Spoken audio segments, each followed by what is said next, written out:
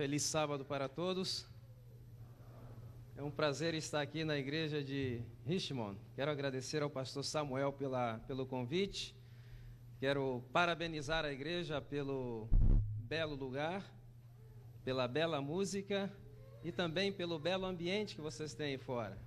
É um ambiente que certamente convida vocês a terem uma excelente qualidade de vida.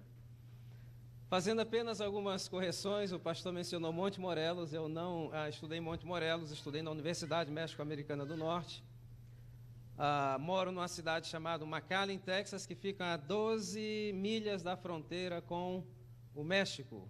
E eu cruzava todo dia a fronteira para poder atender a escola de medicina. Terminando medicina, vim para o Texas, onde eu fui fazer o meu internado.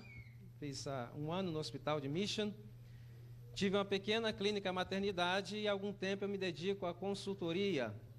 Estou trabalhando principalmente, no Texas trabalhei junto com a Secretaria de Educação, num programa para reduzir a obesidade das crianças em idades escolares.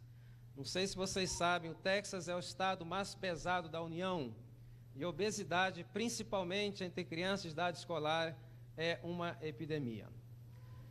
Eu vim de Connecticut essa noite. Eu acho que dormi apenas umas 2 horas. Essas últimas 24 horas certamente não tem sido uma boa qualidade de vida para mim. Vocês podem notar pela minha fisionomia que está um pouco assim amarrotado, não é verdade? Mas é um prazer estar aqui com vocês. E uma coisa eu tenho certeza. Em termos de saúde, se vocês assistirem todas as palestras que vão ser dadas aqui, vocês vão poder dividir a vida de vocês em 2 partes. Antes e depois da palestra. Eu quero que você trazer uma verdadeira revolução, mas uma revolução individual na vida de cada um. E nós temos tido muito êxito nisso. Temos tido tanto êxito que igrejas evangélicas estão convidando para dar mensagem, para compartilhar a mensagem de saúde com eles, coisa que há 10, 15 anos atrás era algo praticamente impossível. Eu lembro que na região de Boston, ano passado, um pastor batista me entregou todo domingo. Não tiveram escola dominical, não tiveram nada, só tiveram saúde. Foram 3 horas.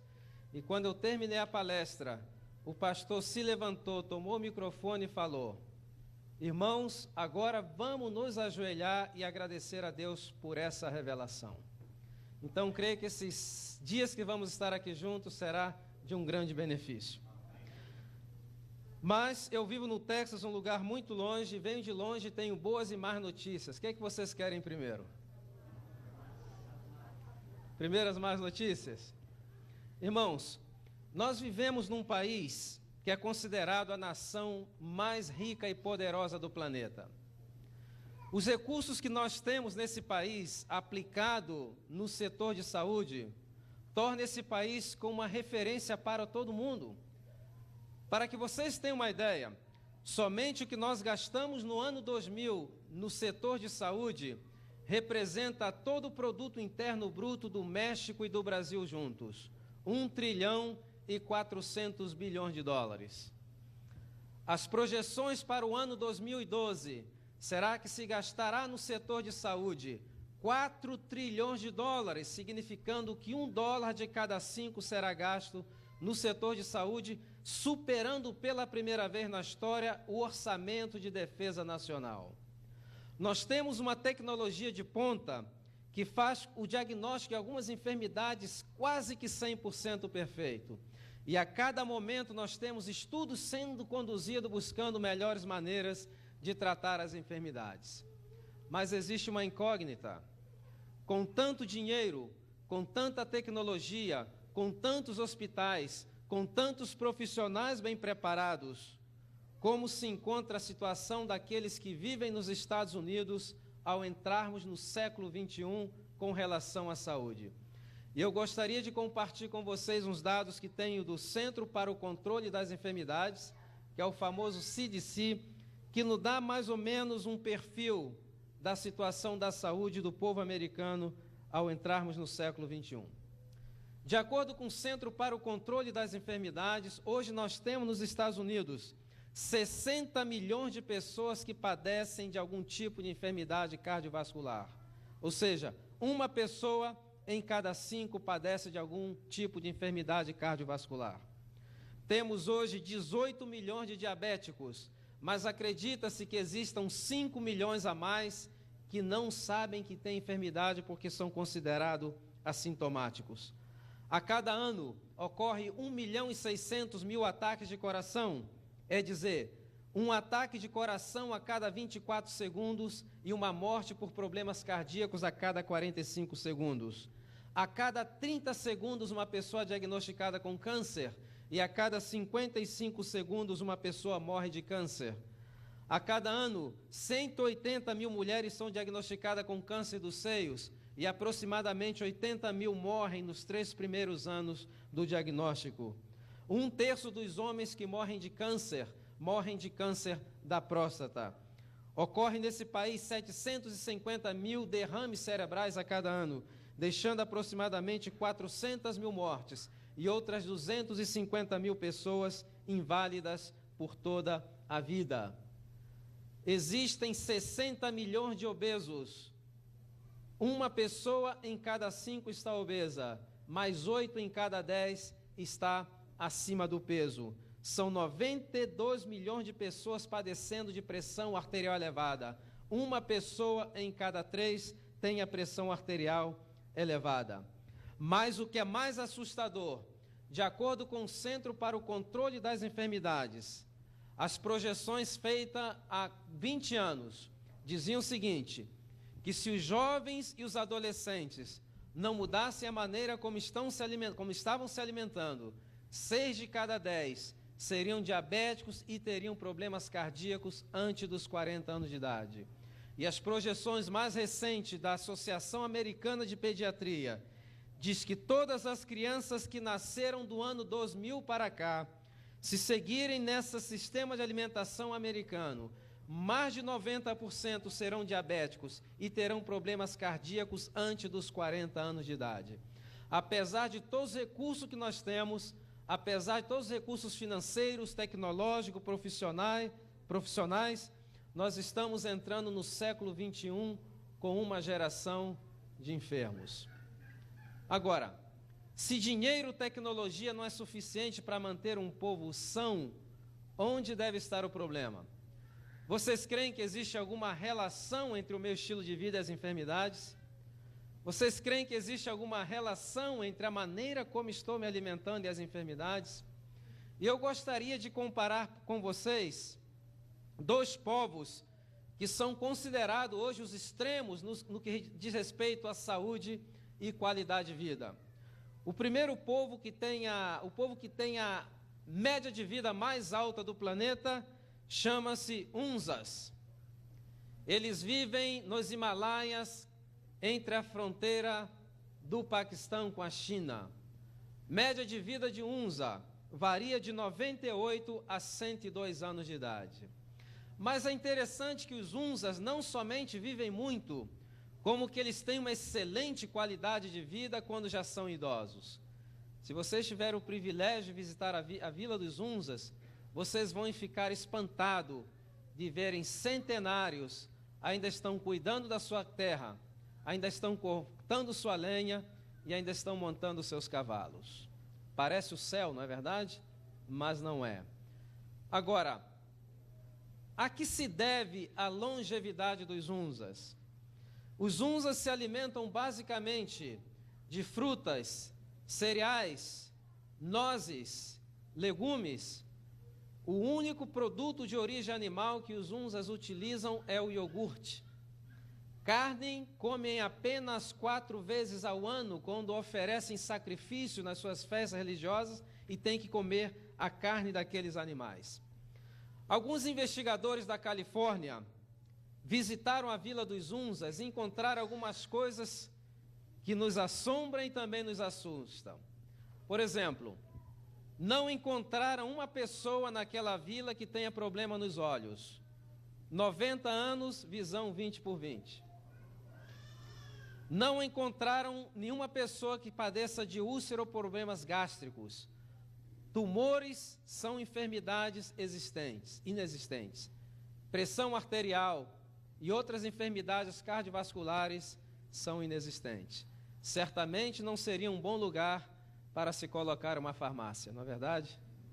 Agora, fazendo-se autópsias em pessoas com mais de 90 anos, sabe o que eles descobriram? Que as artérias desses nonagenários estão em melhores condições que as artérias dos nossos adolescentes aqui no Ocidente.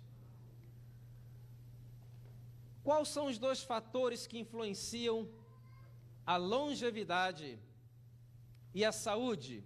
E aqui nós vamos ver dois fatores, o fator ambiental e o fator nutricional. Agora vamos ver o povo que tem a menor média de vida do planeta.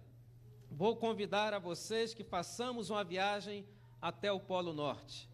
Aí vamos encontrar um grupo chamado o quê? Esquimós. Quanto vocês acham que é a média de vida de um esquimó?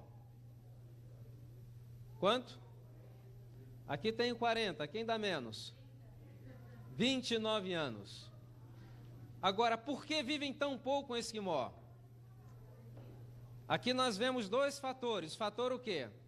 Ambiental, que leva a um desbalance no fator o quê? Nutricional. Eles vivem numa região inóspita, aí não se pode plantar nada. A dieta dos esquimós, basicamente, o que consiste de quê? Alguns animais nem poderíamos chamar de peixe, na realidade são mamíferos aquáticos. São animais que têm o quê? Uma grande quantidade de gordura na sua carne. Agora é interessante que os esquimós, quando são adolescentes, parecem ter uma energia tremenda. Mas quando chegam aos 24, 25 anos de idade, começam a apresentar sinais de velhice precoce. E por que parecem ter tanta energia?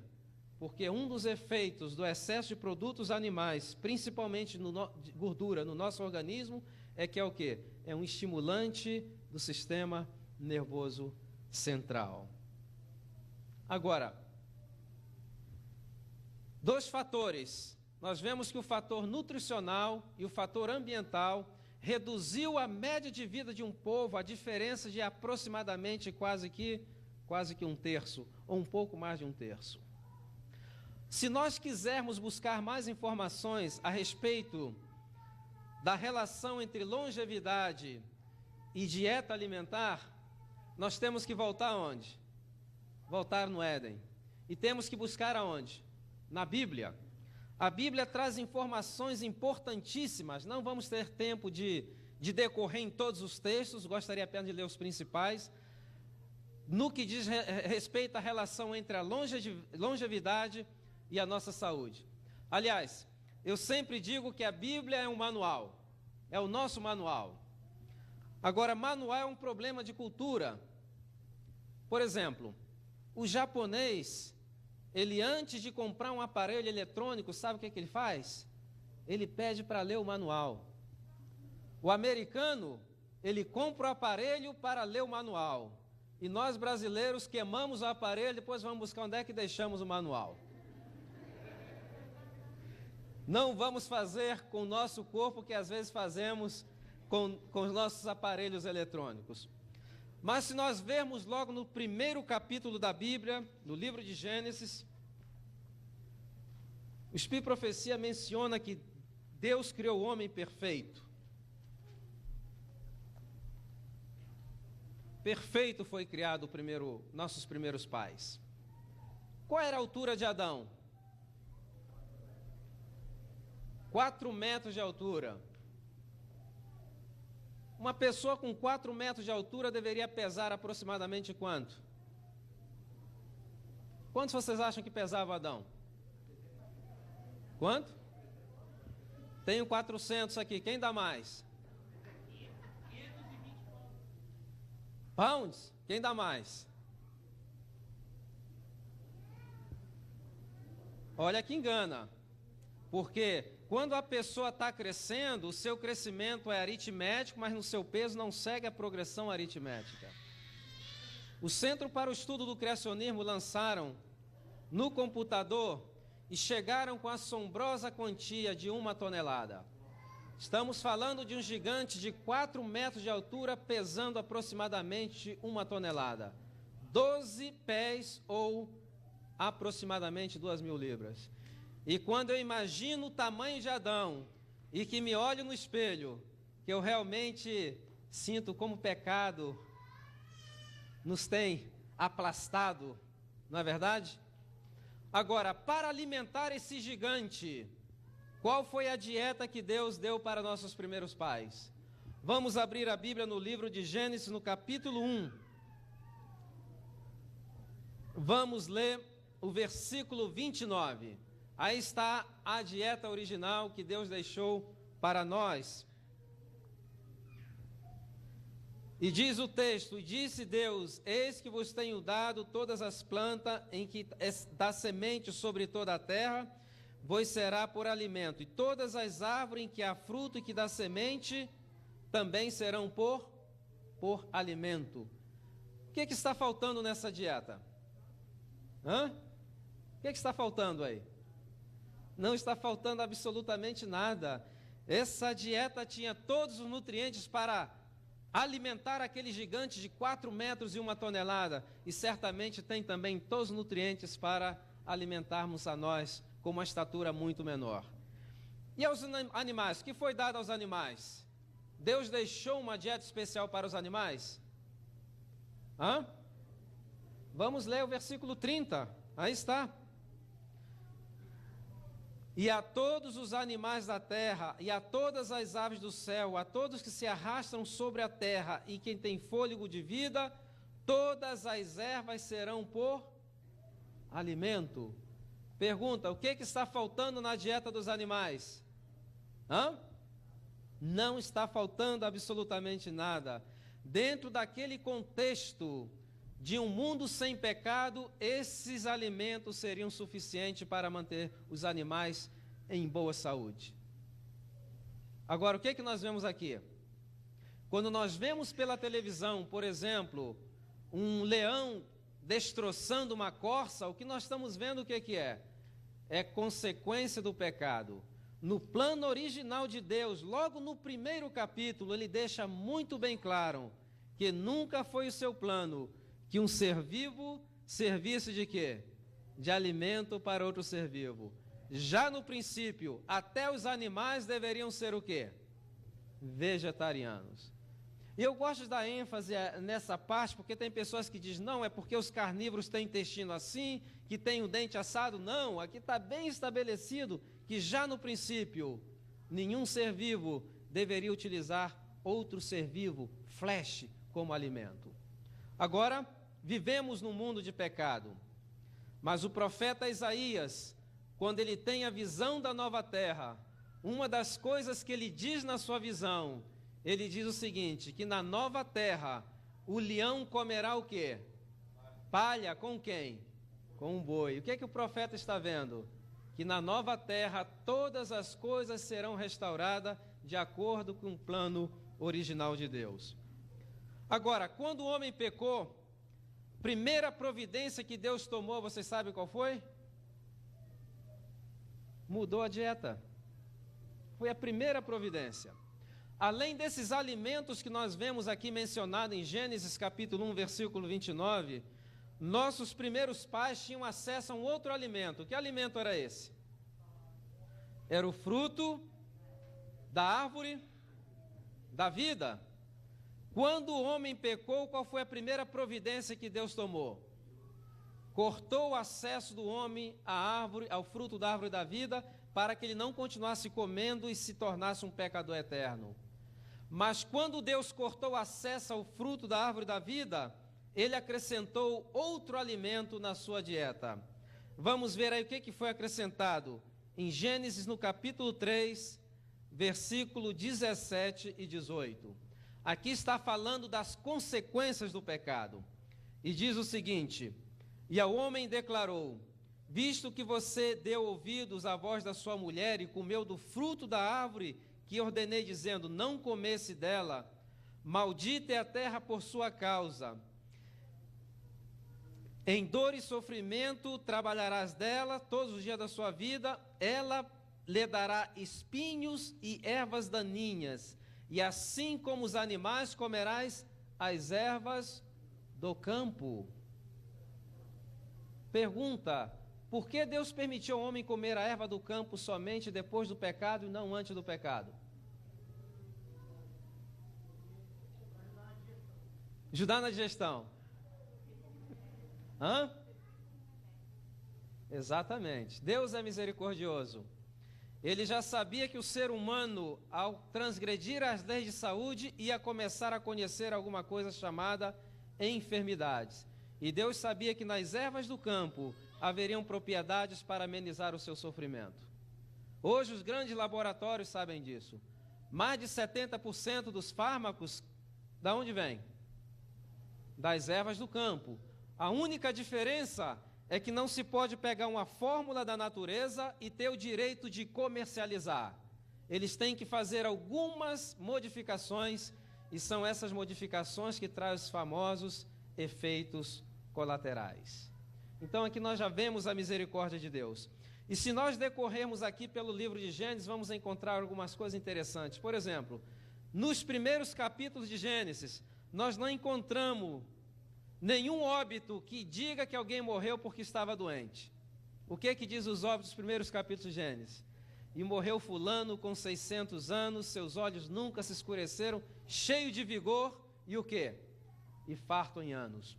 Uma coisa que nós notamos também no livro de Gênesis, que é ao contrário de que nós vemos hoje é o que nós chamamos o paradoxo da medicina, é que a vida no livro de Gênesis, dos nossos primeiros antecessores, era marcada por uma característica: era uma vida longa e uma morte rápida. E hoje o que nós temos? Nós temos uma vida curta e uma morte longa, uma morte lenta. Hoje, por exemplo, se espera que os americanos que se aposentarão para o ano 2012 vivam até os 80 anos de idade. Mas também se espera que mais de 60% passarão os 10 últimos anos da sua vida no nursing home, incapazes de cuidar de si mesmo. Agora, se Adão houvesse sido fiel, qual deveria ser a média de vida de Adão e Eva? Se eles não tivessem pecado? Eterno, exatamente. Viveriam o quê? Eternamente. Já veio o pecado, e se vocês leem nas casas de vocês o capítulo 5 todo de Gênesis, vocês vão ver que a média de vida antes do dilúvio era 912 anos. Depois do dilúvio, o que aconteceu? Duas coisas mudaram. Mudou o ambiente e mudou também o quê? A alimentação. Se vocês lerem o capítulo 11 de Gênesis, vão ver que ao mudar o ambiente e ao mudar a alimentação, a média de vida de 912 anos caiu para 286 anos. Nos dias dos israelitas, qual era a média de vida? O que diz o Salmo 90, versículo 10? Que a vida do homem são 70 anos. Quando existe vigor, chega aos 80, mas a maioria deles é o quê? Cansaço, enfado, porque passa rapidamente e voamos. O salmista não estava determinando que o homem deveria viver só 70, 80 anos. Se vocês verem o versículo no final, na realidade ele estava lamentando quão rápida e quão curta se havia tornado a vida. E hoje estamos vivendo mais ou menos? Ou estamos vivendo mais ou menos? De acordo com a Organização Mundial da Saúde, o nosso mundo tem 6 bilhões de habitantes. Desses 6 bilhões de habitantes, 50%, a metade da população do mundo, morrem antes de completar os 17 anos de idade. Apenas uma pessoa em cada 60 chega aos 65 anos de idade e apenas uma pessoa em cada 500 chega aos 80 anos de idade. Estamos vivendo cada vez menos e com uma qualidade de vida o quê? Qualidade de vida miserável. Durante essa semana nós vamos discutir 5 fatores que têm contribuído para essa diminuição da energia da raça humana através dos séculos e o que nós podemos fazer para voltar a ter uma vida de energia, com vigor e o quê? Para podermos ser úteis mais à nossa família, à nossa igreja e ao nosso Deus. E eu vou falar em ordem de importância. Vou começar agora, talvez Apenas, quantos minutos eu tinha, pastor? Ainda tem, né? Vamos falar em ordem de importância. Por exemplo, se você quer fazer uma reforma na saúde na sua vida, e você quer começar com a coisa mais importante, qual seria a coisa mais importante para você? Hã? Carne? Não, carne está em terceiro lugar.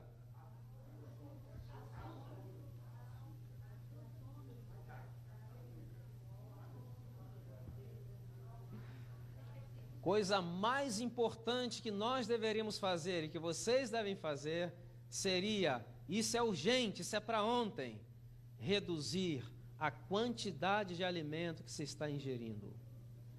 Hoje, pessoas que vivem em estratos sociais onde existe abundância de alimentos, estão como que literalmente cavando as suas sepulturas com os próprios dentes. Em 1996, os cientistas que estudam o processo do envelhecimento publicaram um artigo no Time Magazine intitulado Forever Young, Jovens para Sempre. Depois de 30 anos investigando, pesquisando a nível molecular o processo do envelhecimento, eles fazem algumas declarações que nos assombram. E algumas dessas declarações em perfeita harmonia com o Espírito de Profecia.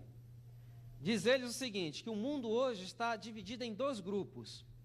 Existe um grupo que está morrendo porque não tem acesso ao alimento.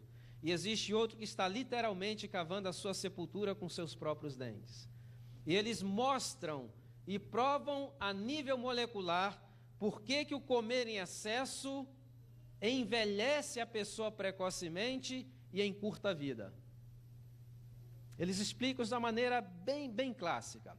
E eu vou tentar fazer uma ilustração. O Espírito de Profecia diz que comer em excesso cansa mais do que trabalhar em excesso. Conselho sobre regime alimentar. Já repararam que nunca se comeu tanto e nunca se viu tantas pessoas tão cansadas? Por quê? Porque quando comemos em excesso, todo o nosso processo digestivo controlado pelo cérebro começa a drenar do nosso corpo aquilo que é conhecido como energia vital.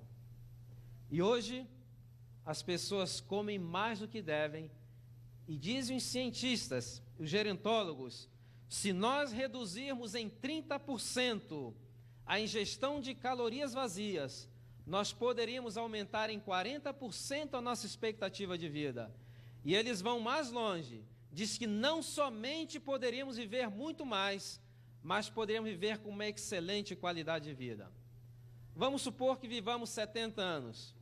Cortamos em 30% as calorias vazias. À tarde eu vou mencionar quais são as calorias vazias. Quanto poderemos viver? 4 vezes 7, 28, mais 70, 98 anos de idade. Mais ou menos com a média de vida dos Unzas. Agora, por que envelhece? Vamos supor que você tenha o seu de jejum às 8 horas da manhã. Esse alimento, ele chega ao estômago e aí ele tem que permanecer quanto tempo? Mais ou menos 2 horas, porque é o estômago que se faz a digestão das proteínas. Só que entre o estômago e o duodeno existe uma válvula, um esfíncter conhecido como piloro. E hoje tem uma bactéria aí provocando um verdadeiro disarray nesse esfíncter. E por que ele fica fechado durante a digestão das proteínas? Porque o estômago produz o quê? Ácido. E é um ácido tão forte que se você colocar o dedo, ele queima. E como é que ele não queima? Por que ele não queima o próprio estômago? Porque o estômago conta de uma mucosa com uma geleia que não permite que esse ácido digira o tecido do próprio estômago. Quando uma pessoa tem um problema de gastrite, que aquela mucosa começa a se desfazer, o que acontece? O suco gástrico, o ácido clorídrico começa a digerir o quê? O próprio tecido do estômago, é um processo de autodigestão. O duodeno não tem essa proteção, então o esfíncter tem que estar fechado, porque se passa ácido clorídrico para o duodeno, o que vai acontecer? Úlcera gastroduodenal. Então, 2 horas, você comeu às 8 da manhã. Às 10 da manhã, o cérebro manda uma mensagem para o pilouro para que ele pudesse o quê? Possa relaxar. Mas você talvez comeu muito rápido de manhã, passa num posto de gasolina enquanto está enchendo o tanque, olha lá assim, vê um sanduíche, ou um burrito, alguma coisa assim, e vou completar o café da manhã, o meu de jejum. No momento que você morde aquele sanduíche, o que acontece com o pilouro? Ele volta a contrair. Quanto tempo agora para o sanduíche? 2 horas. Meio-dia, o cérebro manda uma mensagem novamente para o pilouro. Só que o pilouro grita, não, agora estou vendo muito barulho lá de cima. E vem coisa pesada, é horário de quê? Horário do almoço. Quanto tempo do almoço agora no estômago? Hã? E eu pergunto, onde é que está o seu de jejum? Hã? Estômago. E o que aconteceu com ele? Fermentou. Produziu o quê? Álcool. Esse alimento já não é mais o quê? Um alimento é o quê? Um veneno. E quando ele seguir o seu trajeto, ele vai provocar o quê? Gases, dores de cabeça, distensão abdominal, colites, gastrites, diverticulites, todas as ites da gastroenterologia, na realidade, a maneira como nós não estamos sabendo cuidar do nosso organismo. E muitas pessoas seguem assim, às 4 da tarde, às 6 da tarde, e às vezes chegam em casa às 8 da noite, preparam aquele lauto jantar, sentam-se, respiram fundo assim de frente para a vítima, e o que dizem? Agora sim eu vou comer porque quase não tive tempo de comer durante o dia. Passou o dia todo comendo. E aqui vem as primeiras implicações. Às 10h30 da noite, nosso cérebro deveria estar começando a produzir alguns hormônios. Entre esses hormônios se encontra a melatonina. O que faz a melatonina? A melatonina é o hormônio mestre que desencadeia a produção de vários outros hormônios que vai fazer a recuperação do cansaço do dia anterior. E esse hormônio só é produzido entre 10h30 até 1h30 da manhã. Mas chega meia-noite, o que o estômago está fazendo? Está batalhando com aquele frango, não é verdade? Ele não tem como produzir. E quando termina o processo digestivo, meia-noite e meia, a quantidade de melatonina que se produzirá será uma quantidade o quê? Muito pequena. E a pessoa, no outro dia, quando se levanta, apesar de ter estado na cama por mais de 10 horas, quando se levanta, está pior do que quando deitou. Por quê? Porque seu organismo não está descansando. Está trabalhando 24 horas ao dia, 7 dias na semana. Aí o que acontece? Pessoa chega aos 35 anos de idade, vai no médico fazer um exame de sangue. Vem o resultado, o médico diz o seguinte, olha, eu tenho uma má notícia para você. O seu pâncreas só está trabalhando part-time. O que quer dizer isso? Você agora tem diabetes mellitus tipo 2.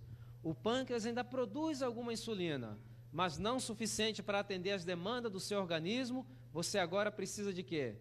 De algum hipoglicemiante oral.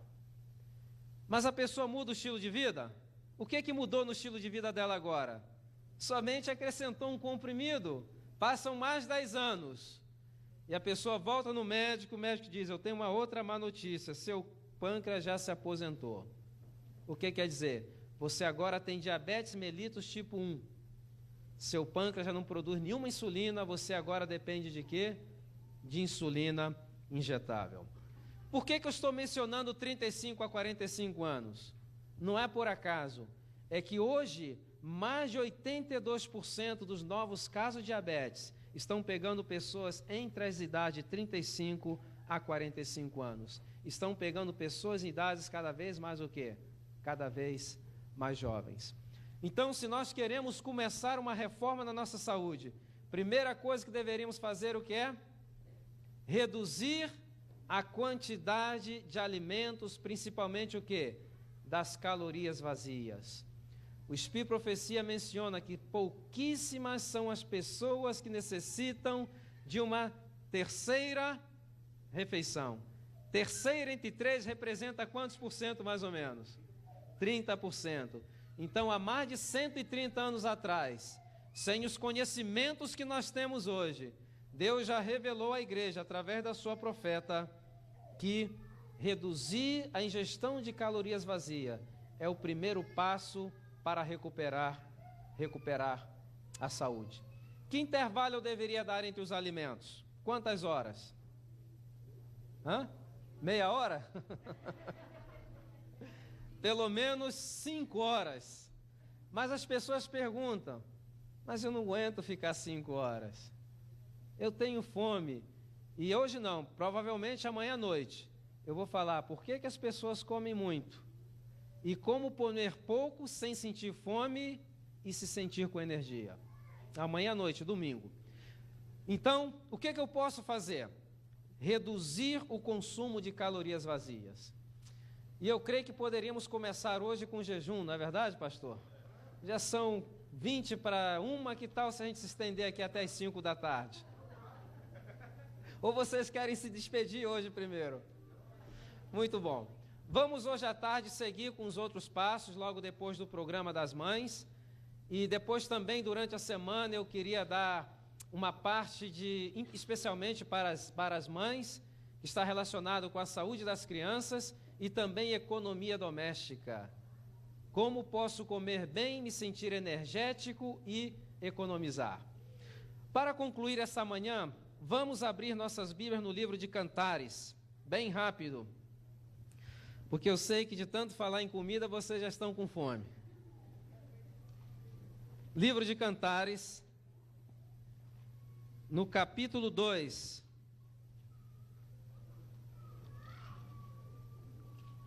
Capítulo 2, vamos ler o versículo 15. O texto diz o seguinte: apanhai-me as raposas, as rapozinhas que estragam a vinha, porque as nossas vinhas estão em flor. O que Deus está dizendo para a sua igreja através desse texto? Para nós compreendermos esse texto, temos que compreender que o povo de Israel era um povo agrícola, e entre os produtos que plantavam estava o quê? A uva. E quando os vinicultores plantavam suas vinhas, eles tinham cuidado de colocar ao redor da vinha o quê? Cerca. E eles colocavam os paus da vinha, da cerca, mais próximo possível um do outro. As raposas grandes não conseguiam entrar, mas as raposinhas pequenas, espremendo-se entre as varas da cerca, entrava uma, entrava duas, entrava 15, entrava 20. Mas espera aí, raposa não come uva ou come? Não, raposa não comia uva. Sabe por que as raposinhas entravam na vinha? Porque não existia lugar melhor para as raposinhas brincar do que dentro da vinha. E elas começavam a brincar, e a vinha em flor, e começavam a saltar, resvalavam-se nas ramas do vinhedo, e quando o vinicultor vinha pela manhã, que olhava as flores, onde é que estavam? Pelo chão. Ele colocava a mão na cabeça, já sabia que essa colheita havia sido o quê? Arruinada. O que Deus está tentando dizer para nós hoje, irmãos, é que nós como igreja, já sabemos lidar com as raposas grandes, mas nós perdemos a habilidade de lidar com as raposas pequenas, e são as raposinhas que estão estragando a vinha da saúde dos nossos filhos, da nossa família e da nossa igreja. Eu vou citar 2 exemplos. Primeiro, se uma pessoa nos oferece café, o que nós dizemos? Eu não tomo, supostamente deveríamos dizer, né? Não dizer obrigado. O que eu deveria dizer? Olha, eu não tomo café porque a cafeína, ela é um estimulante do sistema nervoso central, ela aumenta a frequência cardíaca, ela irrita a mucosa do estômago e do intestino. Os estudos mais recentes indicam a relação entre consumo de cafeína e câncer de pâncreas. Só que depois de nós darmos um estudo bíblico, nós comemoramos com uma Coca-Cola desse tamanho, que tem muito mais cafeína que o café. Só que o café é uma raposa o quê? Grande. E a Coca-Cola o que é? Uma raposinha. Nós já sabemos lidar com as raposas grandes, mas perdemos a habilidade de lidar com as raposinhas, e são as raposinhas que estão tirando a nossa saúde, a nossa energia. Se nos oferece cigarro, o que nós falamos? Puxa, você quer receber um curso como deixar de fumar em 5 dias, em 30 minutos? Ofereça um cigarro a um adventista, não é verdade? Ele vai falar dos perigos do cigarro para os pulmões, para a boca, para os rins, para o estômago. Só que quando chega agora o verão, todo mundo gosta de ir para o fundo assim do quintal, preparar aquele churrascozinho, não é verdade? Só que aquele churrasco de carne gorda, quando a temperatura aquece, ela cai e entra em contato com a brasa. Quando ela cai, ela faz até um ruído característico. Como é que é esse ruído? O couro aqui do churrasquinho está bem afinado. O que acontece com esse ruído? Esse ruído é que a gordura se desfez em vários subprodutos. Entre esses produtos está o benzopireno. 1 libra de carne gorda pode produzir o equivalente a 5 miligramas de benzopireno, a mesma quantidade de benzopirenos produzido por 300 cigarros. A única diferença é que não desenvolvemos câncer dos pulmões, mas aumentamos o nosso risco de desenvolver câncer do intestino. Mas o cigarro é uma raposa o quê? Grande. E o churrasquinho é o quê? Uma raposinha. E o que a Bíblia está dizendo para nós essa manhã? Caçai as raposinhas, porque elas estão o quê? Destruindo a nossa vinha. Está destruindo a vinha dos nossos filhos, da nossa família e da nossa igreja. Irmãos, hoje vamos oficialmente abrir a temporada de caça às raposinhas, para que nós possamos realmente viver a vida de uma maneira saudável, para que Deus possa cumprir na nossa vida tudo que Ele pretende, e possamos realmente ser um exemplo para o mundo. Lembrem-se das promessas da Bíblia, que se nós obedecermos os mandamentos de Deus e os seus preceitos, os outros povos olharão para nós e que dirão: veja que povo belo e formoso, nenhuma enfermidade chega à sua casa, e o Senhor certamente está com eles.